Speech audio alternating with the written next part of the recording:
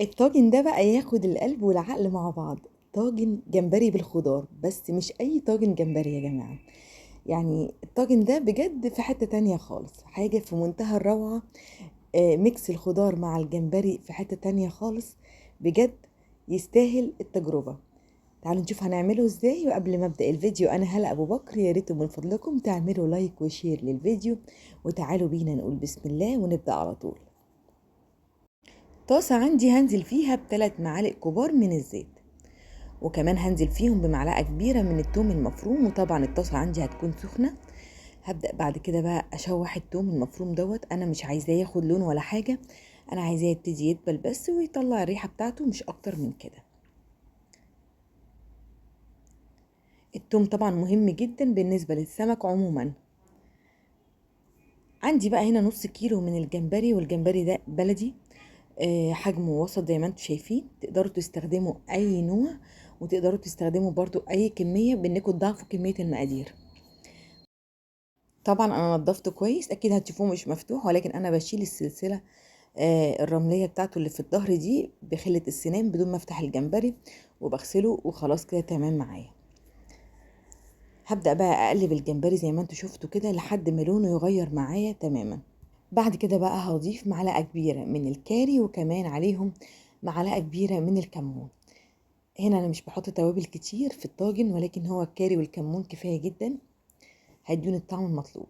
هبدأ اقلب في الجمبري بقى لحد ما اشم كده ريحة الكاري تبتدي تخرج معايا. اهم حاجة في الخطوة دي نخلي بالنا، احنا مش عايزين الجمبري يستوي جامد ولا ينشف مني ولا يشد. دوبك بس لونه يغير معايا بنزل عليه بمعلقة الكاري والكمون، ومش عايزة اكتر من كده. هديله تشويحة، وبعد كده انزل بمعلقة كبيرة من الخل. هقلب كويس. كل ده كده مش هياخد معايا حوالي يعني من 10 دقايق لربع ساعة بالكتير قوي. اقلب بس الجمبري كده بحيث ان انا اشربه الخل اللي نزل، وخلاص كده الجمبري عندي جاهز. يلا بينا بقى نحضر الخضار بتاعنا. هيكون عندي هنا بصل. انا هنا مستخدمة بصلتين متقطعين جوليان، يبقى انا استخدمت بصلتين للنص كيلو جمبري. قلت لكم طبعا لو عايزين تضاعفوا الكمية ضاعفوا كمية المقادير الباقية كلها. كمان 2 طماطم متقطعين برضو جوليان. وعندي كمان حزمة من البقدونس اخده منها الاوراق بتاعتها. وعندي حزمة من الكرفس. وعندي 1 2 3 من الفلفل الرومي متقطعين جوليان. ملح. وطبعا انا ما حطيتش للجمبري عندي اي ملح لسه. هبتدي بقى كمان اضيف معلقتين كبار من الزيت، الزيت العادي.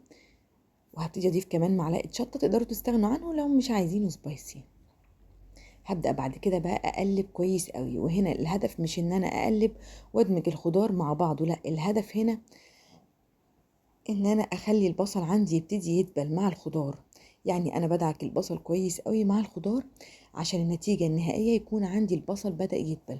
ده المطلوب، مش ان انا ادمج الخضار بس مع بعضه كده مجرد ان هو يتقلب وخلاص. تقدروا طبعا تقللوا في كمية الخضار او تكتروا فيها، ده يرجع لذوقكم انتوا الشخصي. يعني ممكن نحط اصلا على النص كيلو من كل نوع خضار واحدة بس، يعني بصلاية واحدة، طماطماية، فلفلاية، لو مش حابين كمية الخضار تبقى كتير. وممكن تزودوا برضو، ولكن احنا عملنا الكمية الوسط اللي تناسب النص كيلو جمبري. تقدروا طبعا تضاعفوا كل حاجة، لو حابين تكتروا تعملوا كيلو مثلا من الجمبري. بس نصيحة مني كتروا في الكمية، لانه بجد طعمه حلو جدا. هنعصر بقى بعد كده عصير ليمونة. طبعا شفتوا البصل دبل معايا ازاي، وده المطلوب. هعصر عصير ليمونة واحدة بس وهبتدي اقلب. لكن لو الليمونة عندك صغير شوية يعني حطي ليمونتين، مفيش مشكلة. خلاص الخضار عندي جاهز، والجمبري كمان عندي جاهز. هبتدي اجيب الجمبري بتاعي بقى وانزل على الخضار.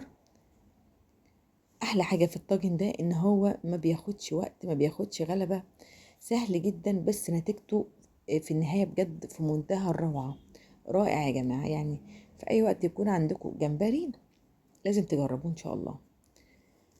هبدأ بقى دلوقتي اخلط الخضار بالجمبري كلهم كده، يعني احس ان هما حاجة واحدة، يتخلط كويس مع الجمبري. في الوقت طبعا انا هكون مجهزة الفرن عندي فتحاه على درجة حرارة عالية.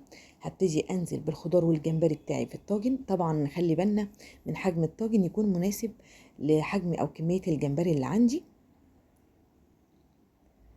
عشان ياخد راحته في التسوية. هاخد الطاجن الحلو ده الاول، هديله كده كوباية من المية المغلية، وبعد كده هاخده ادخله الفرن على الرف الوسطاني لمدة نص ساعة بالظبط. نص ساعة هيبقى حلو قوي عليه، هيسوي لي الخضار. طبعا انا الجمبري عندي هنا ما بياخدش سوا كتير، ولكن هسوي الخضار هيشرب من طعم الجمبري مع بعض كده، يعني الخضار والجمبري هيكملوا، الخضار هيستوي ويكمل سوا الجمبري معاه. وبس كده. عايزه اقول لكم ان الخضار اصلا اللي حوالين الجمبري سبحان الله واخد طعم الجمبري بشكل مش طبيعي. يعني هتحبوا تحطوه جدا على الرز، هو بيتاكل مع الرز الابيض، هنحطه على الرز وهيبقى اكله بجد متكامله حلوه جدا جميله جدا، خفيفه سهله سريعه، ما خدتش معانا غلبه. جربوها هيعجبكم جدا جدا. وما تنسوش لو عجبكم الفيديو كالعاده تعملوا لايك وشير. ولو كنتوا اول مره بتشوفوا قناتي على اليوتيوب، فيشرفني جدا انكم تكونوا من المشتركين الجداد معانا، واقول لكم مع السلامه.